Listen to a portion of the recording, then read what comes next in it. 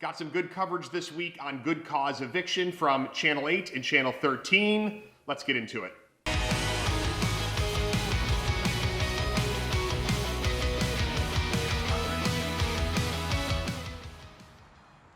So I wanted to say a huge thank you to Ally and Jayne from WROC and WHAM for their coverage on Good Cause Eviction, which City Council in Rochester, New York is contemplating passing here.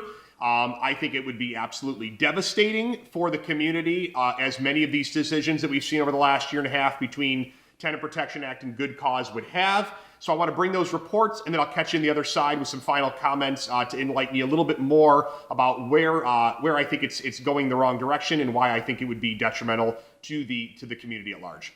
See you on the other side. Well, Rochester currently has over 3,000 open eviction cases, according to the citywide tenant union. But housing advocates are hoping a new law will change that. We have a closer look at the Good Cause Eviction law, which the Rochester City Council is taking up this month. Staple housing is needed for this community. It's been it's been a problem for a long time. A problem Liz McGriff with the citywide tenant union says Good Cause Eviction laws could help. Essentially, the laws would give tenants a right to renew their tenancy, requiring landlords to show there's good cause to evict. With good cause, it has to, if the landlord wants to evict, it has to be either if the tenant didn't pay the rent, the tenant didn't was causing a nuisance, causing harm to other tenants. Those are reasons why a landlord would evict. The law would also require landlords to justify rent increases of more than 3% with good cause, something McGriff said would go a long way in the city. We have investors that come in and they just evict everybody out of the apartment because they want to fix it up, maybe slap a little plane on it, and then charge a higher rent. So it allows people to remain in the communities where they've built relationships, built friends. But those opposed to Good Cause say a 3% cap on rent increase could actually end up keeping housing quality low and hurt property owners like Rich Tyson. That means that I can't afford property maintenance, upgrading properties, renovation work, right? So if those units are stagnant or they're in need of investment of capital, there would be no ability to create it outside of me just being a good Samaritan and throwing the cash into them. Tyson, who owns several local properties, says Good Cause can make it harder on those living in multifamily properties with different tenants. Maybe you've got one tenant who's, a good tenant. You've got somebody who's not a great tenant, and that not great tenant's making life miserable for the good tenant. You tell that person, I'm terminating your lease. I don't want you to live here anymore. You're disrupting the lives of these good paying tenants. You won't be able to do it. Under Good Cause, landlords would also have to have a certification of occupancy before evicting, which is required for all rental properties under Rochester City Code. The bill will be discussed by the Rochester City Council on March 10th of this week. If passed, Rochester would be the largest city in New York to have good cause. 4 cities in the state, including Albany, passed the legislation in 2021. Rochester City Council is expected to vote on a bill this month that would protect tenants from being evicted without good cause. 4 cities in New York have passed similar bills. As Jane Chaco reports now, advocates in Rochester say this is something that's needed here. Yeah, Doug, City Councilwoman Mary Lupien is sponsoring the Good Cause Eviction bill, which she says would protect responsible tenants. A housing provider I spoke with today disagrees and says the bill would hurt local landlords the most. Since New York's eviction moratorium ended in January, there have been over 800 eviction hearings in the city of Rochester. Mary Lupien co-sponsored the Good Cause Eviction bill in City Council. She says this law is needed because of gentrification and cases where some landlords are evicting tenants in order to raise the rent for the next tenant. Right now, there is no legal recourse for tenants.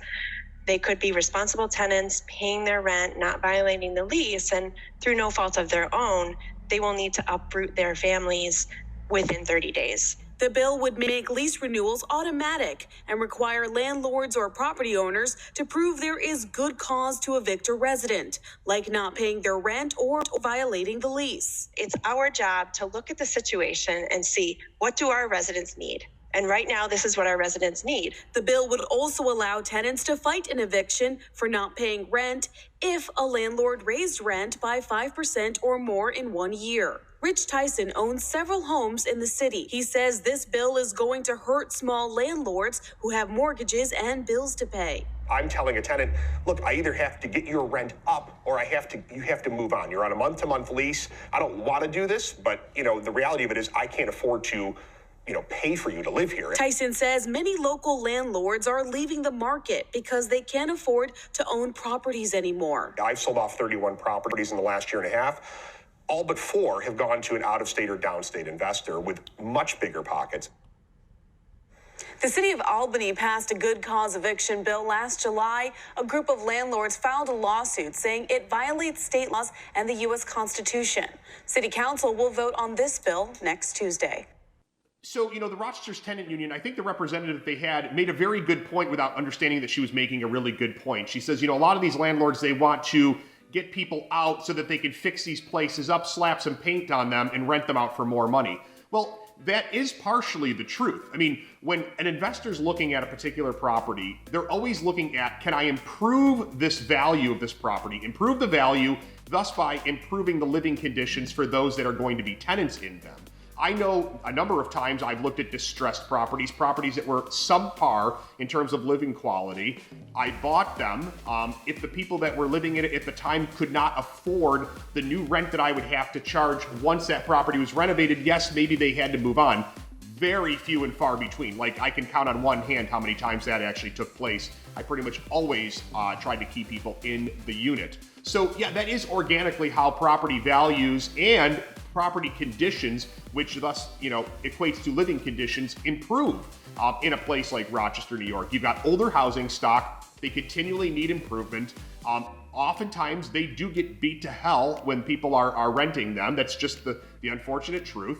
And so every number of years, somebody needs to go through that unit and overhaul it. And there's a cost to doing that. The city's not giving out free money to go and put new kitchens and bathrooms and things of that nature into a property or new mechanics, right? That's got to come out of the investor's pocket. So I know that the Rochester's tenant union lacks the basic understanding of how these things work in terms of capital being put into a property and how those are recouped, or they don't even believe that the cost should be recouped. But she hit a great point. That is why sometimes when people purchase a property, somebody needs to move out, investment can go into it, you've got a better quality housing unit that's then ready for that next tenant. Now, to the point that, I've had this conversation with Mary Lupian before about a property that I own. She called me, a year and a half ago. I had purchased 17 properties off of a gentleman who was 84 years old. He did not have a mortgage on those properties probably for about 25 years. Well, that allowed him the ability to rent those units out for far less than someone who had to pay a mortgage on them would, which most people coming in and owning those properties knew from him is going to have a mortgage on it, or they're going to have a capital outlay. So I purchased a property. One of them was in North Winton Village. The gentleman, him and his wife had been renting it at $700 a month for about 15, 16 years. And I told him, I just have to raise your rent. I didn't want him to leave. I said, but I have to raise your rent. I literally cannot afford to keep you here at that rate. I will lose a few $100s a month. Now, Mary pushed and pulled on that, and the gentleman agreed to paying the higher rent amount because he didn't want to leave, and I was thrilled to have him stay there. But she doesn't understand that that's the reality of these things, is that when a new owner comes in and buys a property and they have a mortgage on it, there's going to be increased cost, and they may not be able to afford to keep the existing tenant at the existing rental rate. It's always my goal to keep people. Some landlords, I suppose, come in and want to throw everybody out. I have yet to meet one of those, even though if you listen to the tenants union and Mary and that side of the aisle, they would have you believe that we're just running around roughshod, evicting everybody we possibly can and throwing everybody on the street. I can tell you, as a real estate agent who helps people acquire rental property and as a person who has owned numbers of rental properties in the city of Rochester, I don't know a single one that wants to buy property and have it vacant. Not a single one. It just does not happen. It's not the reality of what's going on out there. Are there times that based on the conditions of a new owner or an existing owner that rents have to go up more than 3%? Yes. Are there times that people maybe need to move along to a new housing unit in order for that existing housing unit to be improved upon so that it can remain a quality housing unit long term? Yes. But this concept that housing providers are snatching up houses and throwing everybody on the street and sitting around, staring at vacant property as some sort of, their end-all goal is just false. It's just not even close to true. So I'll summarize with a few ideas or a few thoughts here on good cause. And I think the overarching theme on this, the solution to affordable housing crisis is to increase the supply of housing. Good cause eviction reduces housing supply. Number one, good cause will reduce the housing supply and discourage improvements. Much to what I just said. If I know if I buy a property, I can't raise the person's rent more than 3%, or if I can't simply say, I need you to move along because I need to overhaul this entire place to keep it a good quality housing unit long term, the investment's not going to come here. Good cause eviction will hinder tenant mobility. This is extremely true, and it's something to consider. If somebody's guaranteed to be able to stay in a certain housing unit, say without more than a 3% increase, you've got a family that's living in a house. The kids move out and they go to college. Now the parents, they say, I'm gonna go we don't need a 3-bedroom apartment anymore. We can get by with a 1-bedroom apartment. The 1-bedroom apartments are likely to be more expensive than the 3-bedroom if they've been capped at this 3% increase over time. So they may say, forget it, I'm staying in the 3-bedroom apartment. It's cheaper than going to find a 1-bedroom apartment. That takes the 3-bedroom apartment out of the housing supply, where organically it should be available for someone who needs it. So again, good cause eviction will hinder tenant mobility, and it's absolutely true. It will reduce local tax revenue and increase abandoned properties. Again, back to this concept about not being able to recoup costs when we invest into them. If I can't recoup it, I don't know enough good Samaritans that are running around throwing money at creating quality housing units to just simply not even break even, but to lose money. They just don't exist. If you know of any, I'd be more than happy. I've got some properties for sale. I'd be happy to show them what they might be able to afford for their dollar. Good cause eviction will impair the removal of disruptive and dangerous residents. Absolutely true. I own multifamily properties.